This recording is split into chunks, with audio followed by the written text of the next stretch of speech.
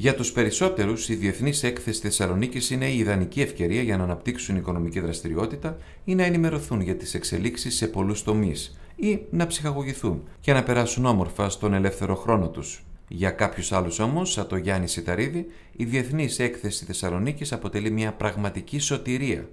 Ο Γιάννης αντιμετώπιζε σοβαρό πρόβλημα ψωρίασης.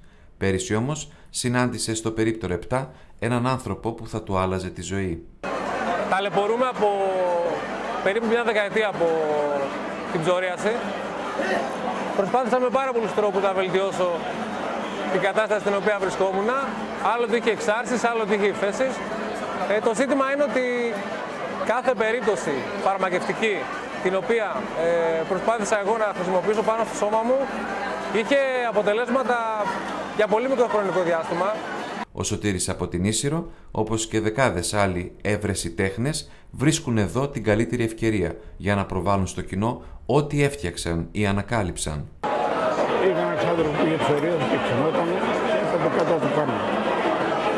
Ήξερα ότι το χιάφι κάνει καλό από τα πρόβατα και ξεκίνησα από εκεί μέχρι που το έφτιαξα.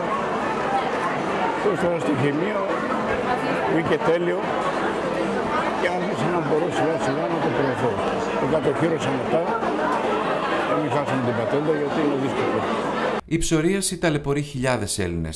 Όσοι πάσχουν από αυτήν αναζητούν κάθε πιθανότητα ανακούφισης. Το φαινόμενο της ψωρίασης δυστυχώς στις μέρες μας, σε μια κοινωνία σαν την ελληνική, είναι λίγο ταμπού.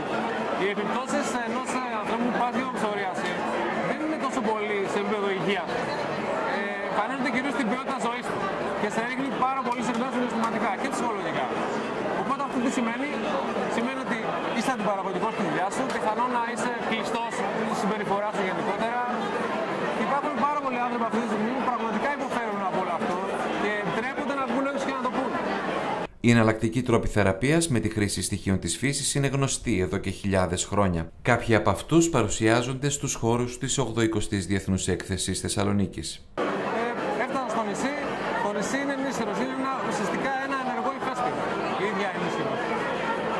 Μέσα σε μια γεωθερμική πισίνα και με μια συγκεκριμένη ηφαιστειακή μάσκα που έχει κάποια ιδιαίτερα χαρακτηριστικά, κάποια άργυλο και κάποια άλλα συστατικά, με επάλυψη πάνω στο σώμα μου, επανήλθα.